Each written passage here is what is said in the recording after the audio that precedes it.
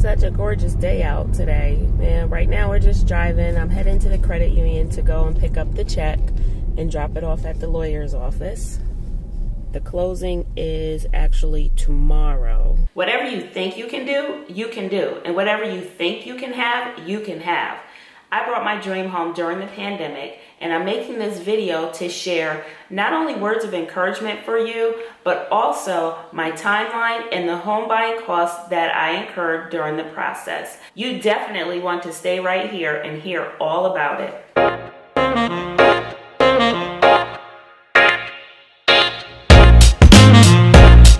Hello and welcome to the Marvelous Beauty channel, the place to be for planning, budgeting, and traveling to live a marvelously beautiful life. If you haven't done so already, go ahead and subscribe to this channel and like this video. You will want to share this video with other people you know, so do that as well. Okay, Marvelous Beauties, the first thing I want to do is to go through the timeline of the process. One thing I want you to keep in mind is that on May 12th, 2020, all of our lives changed for the most part in a big dramatic way. I say most of us because on March 12th is the day when most schools across the US were shut down due to the virus. At that point, many families had to keep their children at home.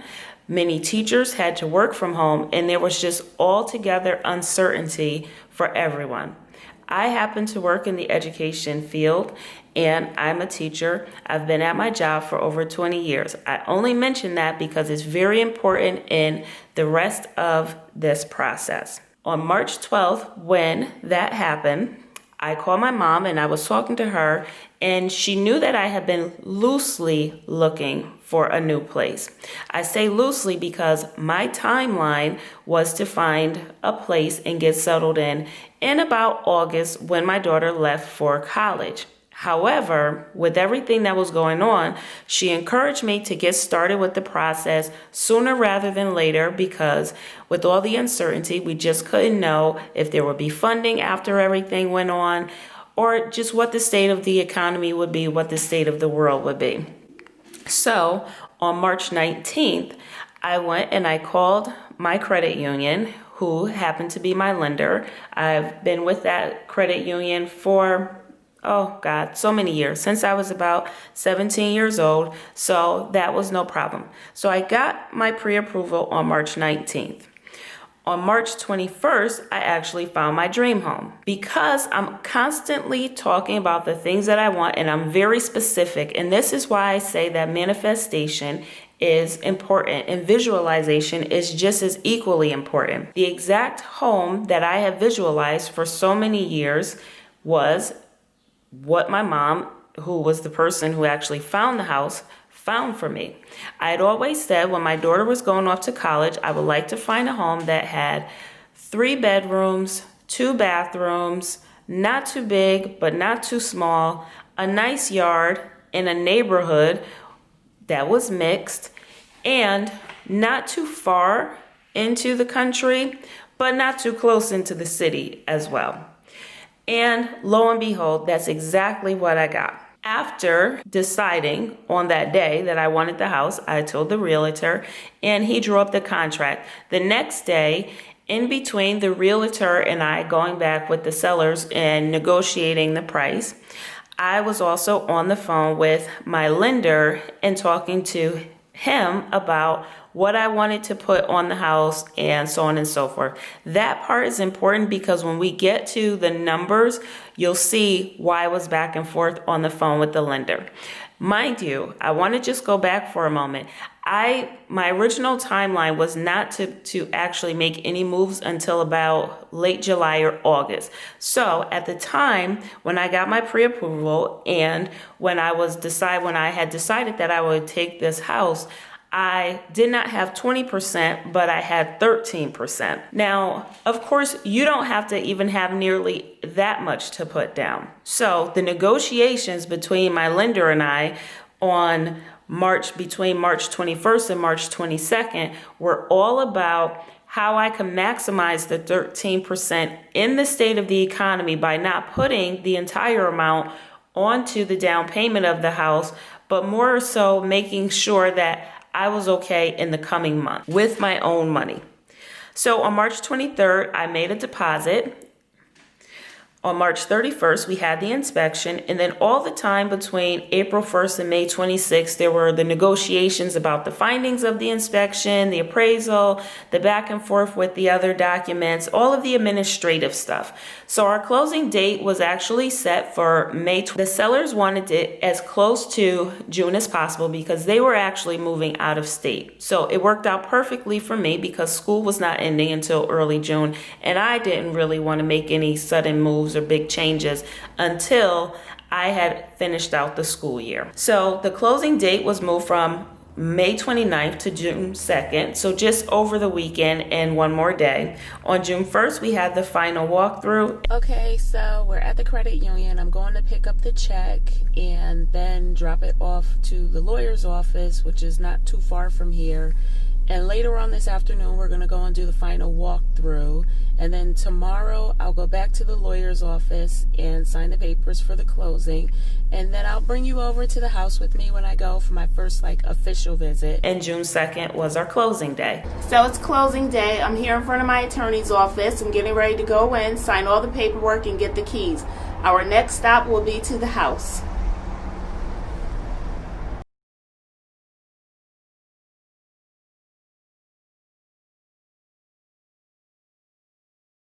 And here we are.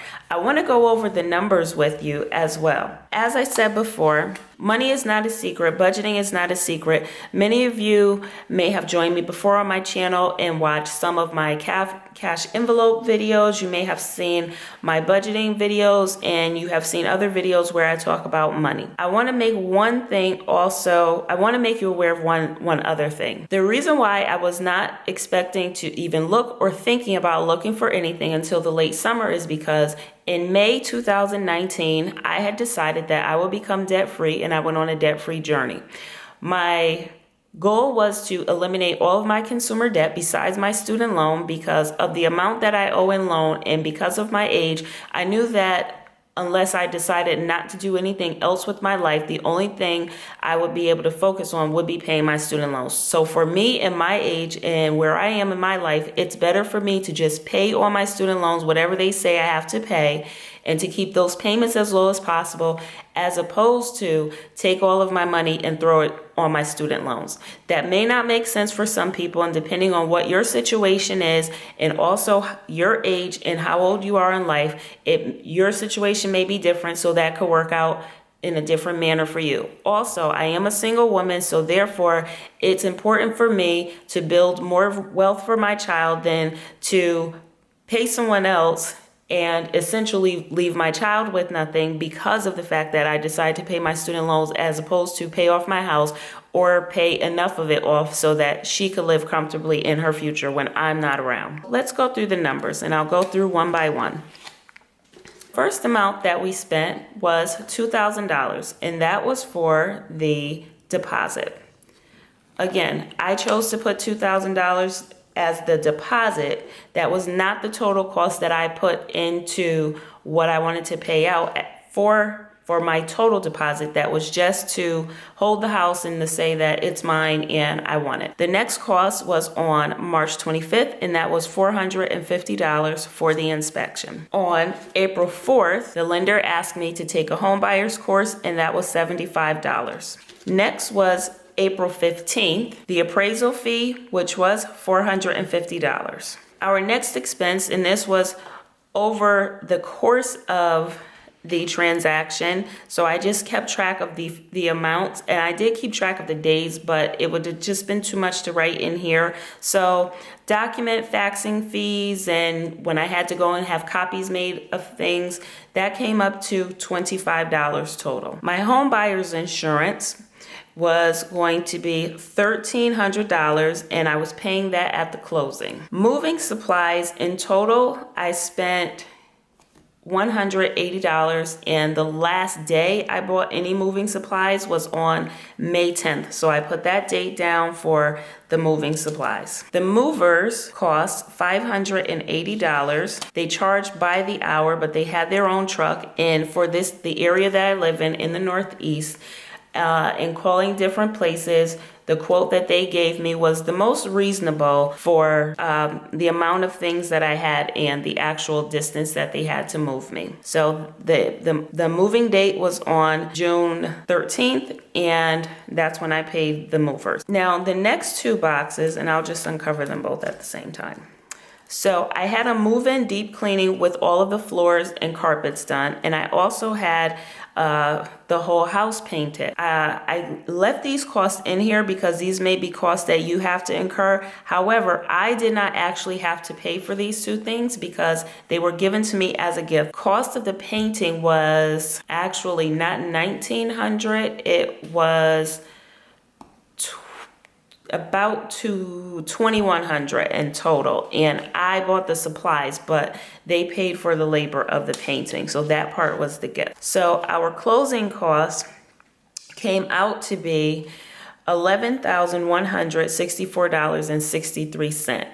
This amount does not include, well, actually, I'm sorry, this amount does include a credit that the sellers gave back at the end because there was one thing that they did not want to fix that came up during the inspection. So I said, okay, well, you have to give me that money back. So originally the closing costs were $14,164.63. Now, the amount here, and I included this in here, and this part is why it's so important, and I want to go back to a statement that I made in the beginning when I said that I went back and forth with the lender and I told him that I did not want to give my entire 13% because of the state of the world at this moment and the uncertainty. And though I've been at my job since the year 2000, I did not want to find myself in a jam right out the gate because we just don't know what's going on right now.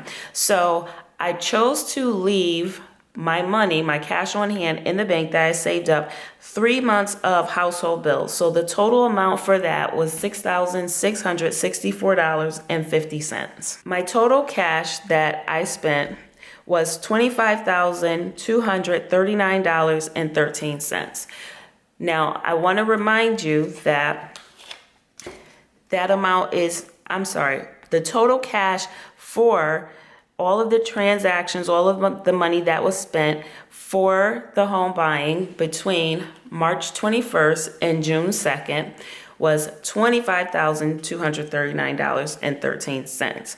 Now, this amount is less $2,000 that I did not pay out because, like I said, the cleaning and the painting was a gift. So the total amount that I spent, this was my cash, $23,189.13. I want to go back just a moment and remind you about something that I said in the beginning. In May 2019, I had decided that I wanted to be debt-free and that by August 2020, I also wanted to be moving into a new home with my daughter. I didn't have any specific plan in mind, but I had the vision in my head and I had that goal. So between May 2019 and March 2020, I actually became debt-free. I paid off about $20,000 in consumer debt. That was credit cards, that was my car payment, that was all in any little outstanding debts that I had. The only thing that I chose not to pay off was my student loan, and I already explained why. The next thing I wanted to do was I needed to start saving money towards, actually, I wasn't saving it for the property in general. I was just saving up money so I could have cash on hand so I'd be ready when any opportunity came for me to purchase the home or to do something else. I'm a single woman. I have one child. I do not have any other stream of income besides my main job. And I was able to do this. And how I was able to do this was writing it out and making it plain. I put everything on paper and I monitored it on paper month after month for less than a year. And in less than a year, this is what I had. $20,000 paid off in debt and also almost $25,000 in cash to put on my dream home. I'd like to encourage you, again, if there's anything that you want to do, please just set your mind to it and do it. Put it down on paper, write it out. It doesn't have to be fancy, and monitor it day by day, week by week, month by month, and you'll get it done.